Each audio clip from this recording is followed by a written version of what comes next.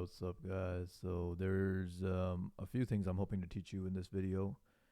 Firstly, some of you may remember this bug. The bug I had initially shown in a previous video was where I was creating an API key. So I'm gonna go over that right now. This is just some bullshit app I made. So all we're doing is we're creating an API key. Okay. So we create the API key. Let me turn intercept on. And we see this request is sent to repeater or to the proxy. Okay, we're gonna send it to repeater. You see the scopes here, and the bug before, right? The bug before was I was just able to add the admin scope. So here's the most important point to note. My user currently is not an admin. Okay, my user currently is not an admin, which means they should not be able to create an admin key. This is also clear because they don't, on the UI, they don't allow us the option to create an admin key. I can only create read and write keys, right? So in the bug before, what did I do? I just added the admin scope. This is a bug I found on a real application, on a real bug bounty program. Yes, it's a very simple bug. Again, I don't know why you guys don't believe simple bugs exist, but they clearly do. So then this was the one I'd done before. I just added admin. I sent it forward, and look what it says. It says forbidden scope admin cannot be assigned. Okay, so they had fixed this one. So I sent this report in, and they had fixed this one. But the main thing I want you to learn here is that fixes, after something is fixed, we always want to test for bypasses, because usually developers, they don't necessarily think about all the attack vectors. I've talked about this before in other videos where I say security is not really taken as as seriously as it should be. And I hope this example really makes that clear. Look, I had already sent in the report to them saying, hey, this is vulnerable. When I'm creating a key, I can just specify admin and the key will be created.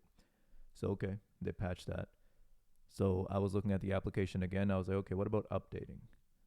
Right? Because you can update. So let's go ahead and create this key first, right? I create it.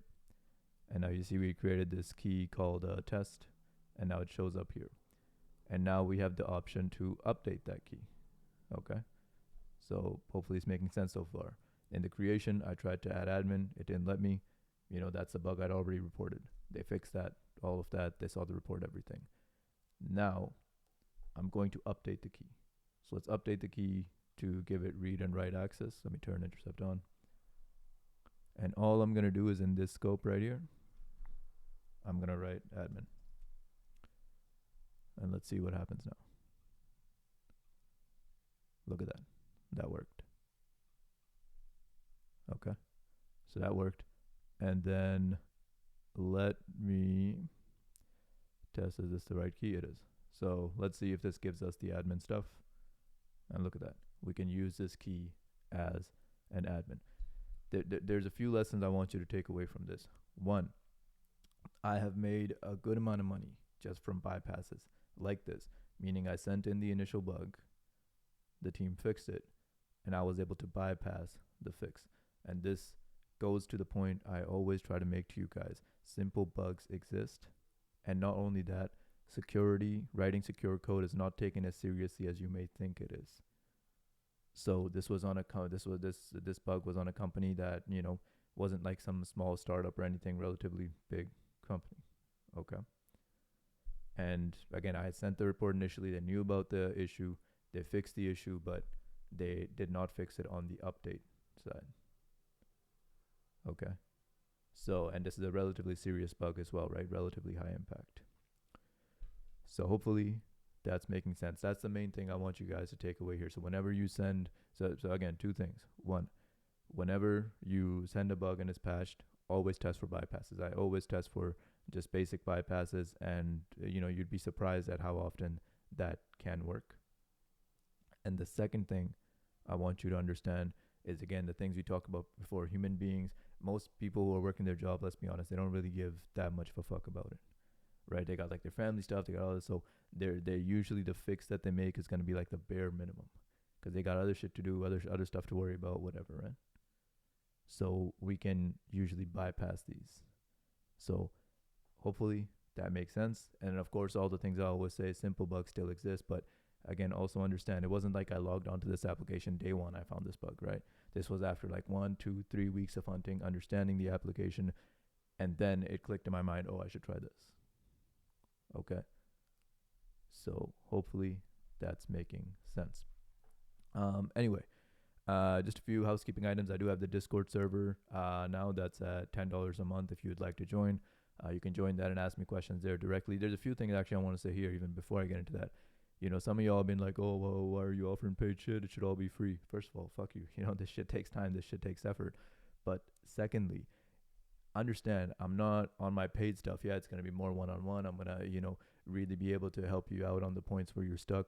But all the knowledge, I've already given it away. I have a free course here. People have already found bugs through that. I have a lot of videos. People have already found bugs through that. I'm not like holding back some secret knowledge from you guys. But I do believe that with the one-on-one, yes, there is some, maybe more in depth we can go and more things I can share in that way. Right? But again, all the knowledge is already out there. So if you don't want to pay, no problem. Just use the free course, free content, and go and find bugs. But the second thing is on the mentorship side. So the one-on-one mentorship, I'm actually going to increase the price on that because I've already had 2 signups so far, and honestly, it's already getting hard to arrange with my schedule. So I'm going to do 2 things. One, I'm going to make more affordable, one less affordable. So the 8 sessions. So currently what it is you get 2 sessions a week, 1 hour each for the month, right? It's a monthly subscription.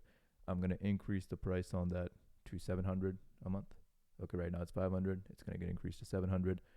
But for the more affordable option, I'm also offering just single sessions at $100 per session. Each session is an hour long, so $100 an hour. I've explained the pricing many times before, so I won't go too deep into it here. And so if you're interested in that, do sign up. As I've said before, I've quit my job, everything. Like bug bounty is my passion. This is what I want to focus on full time. But but income with bug bounty is inconsistent. So before I was getting my paycheck, of course, from my job. Now that's not coming in anymore. So I do have to find ways to monetize, and that's just the truth of it and the fact of it. But anyway, I hope that helps you out, and hope that helps you get paid.